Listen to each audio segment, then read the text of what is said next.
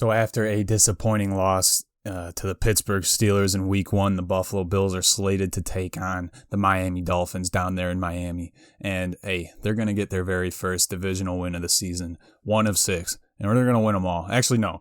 We're going to lose once to the Jets because it's our final game. We'll be resting our starters because we already took the 1 seed.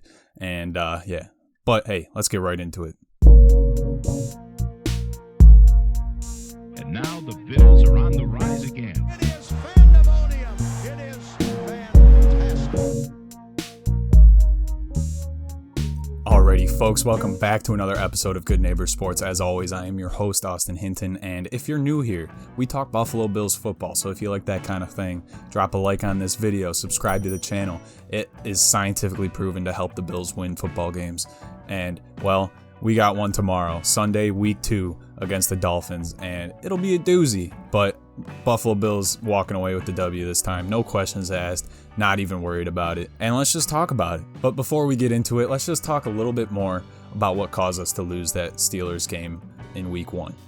Of course it was the penalties, of course it was the turnovers, and it was the missed turnovers called back because of penalties. It was the dropped turnovers, it was the overthrown passes from Josh Allen, it was the offensive line being Swiss cheese, but the defense looked good.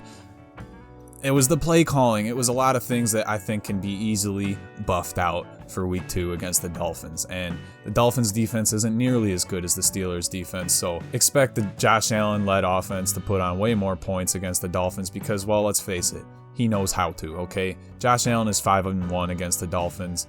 Sean McDermott is 7-1 against the Dolphins. We've got them figured out, and I don't think this week will be an anomaly because the Buffalo Bills, like I said in the previous video, got punched in the mouth. The Steelers poked a sleeping bear. They woke a sleeping giant, and unfortunately for the Dolphins, they got to deal with that. But there's a few things that the Buffalo Bills need to take care of in order to ensure that this is a victory and we have a fun Victory Monday instead of a depressing week going forward like we had last week. So the number one thing, the offense can't have any turnovers. That goes without saying, but it'll really shoot us in the foot. The Miami Dolphins, they're a team that kind of prides themselves on making the other team beat themselves. That's kind of how they beat the Patriots last week. I think if you go back and watch that game, the Patriots were the better team. And it just so happens that the Dolphins didn't make as many mistakes as the Patriots did. And the Patriots shot themselves in the foot. So if we don't shoot ourselves in the foot on offense and on defense, Buffalo Bills should walk away with this game, no problem. But it starts with protecting the football on offense. Josh Allen, he's been getting some designed run plays. And on those, he's been fumbling. You can't fumble those, Josh. You're a big dude. Just hug that ball and run forward and slide a little bit. Don't hurt yourself. But Josh Allen doesn't have to do all the running, all right? Singletary was a great runner in Week 1.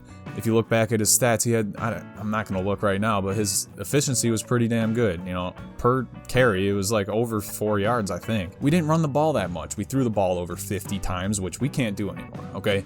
Don't make Josh Allen have to play hero ball. That's the thing that he shot himself in the foot with his rookie year.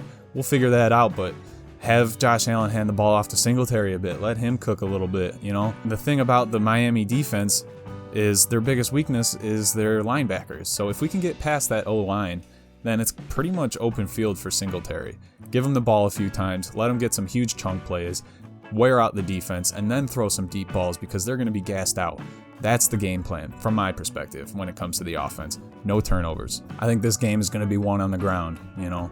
It's going to be nice weather down there in Florida, so expect some awesome Josh Allen throws, but win it on the ground. Singletary can run. Give him the ball. Don't make Josh Allen throw the ball 40-plus times. I think if he throws the ball 40-plus times this game, that's where Miami can slither in and make us shoot ourselves in the foot. If we're doing all this risky, fun, crazy stuff, doing stupid stuff on 4th down, not picking up these 3rd downs, that's how we're going to beat ourselves. The Dolphins can't beat us. They barely beat the Patriots. The Patriots were a better team. Only the Buffalo Bills can beat ourselves, and I think from getting punched in the mouth Week 1, I think we've kind of ironed out all those flaws. We figured out what was wrong with our offense, what was wrong with our defense, and hopefully all those pieces are picked up and the Dolphins are in for a miserable Sunday. On the flip side, the defense needs to get some turnovers. I know that there was an interception last week that was called back, and then there was a missed interception, just dropped. On top of all that stuff that I mentioned earlier, we only lost the game by less than a touchdown. So say it as you will, Buffalo Bills are a good team. They just beat themselves last week. This week, we can't let Miami do the same to us that Pittsburgh did to us. The defense needs to get turnovers and put Josh Allen on the field. The way you do that, pressure Tua.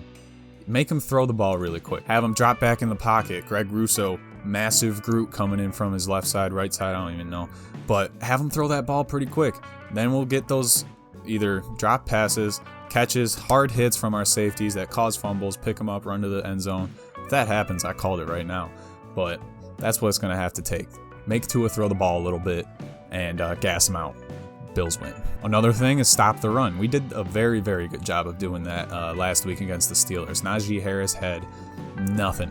And our run defense was stellar. So if we can do that again, that'll cause Tua to throw the ball way more, especially if they're trailing.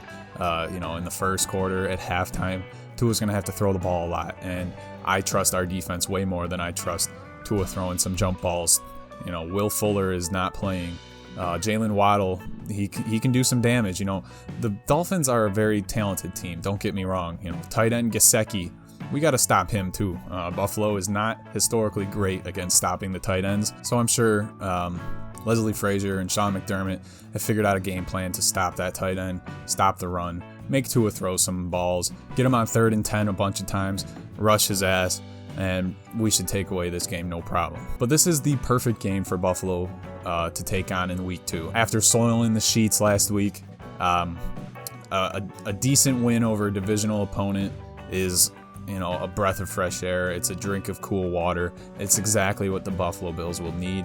And, it's kind of nice that we're given this opportunity to set ourselves up for, some better momentum going forward. Coming back home against the Washington football team. Then we got the Houston Texans.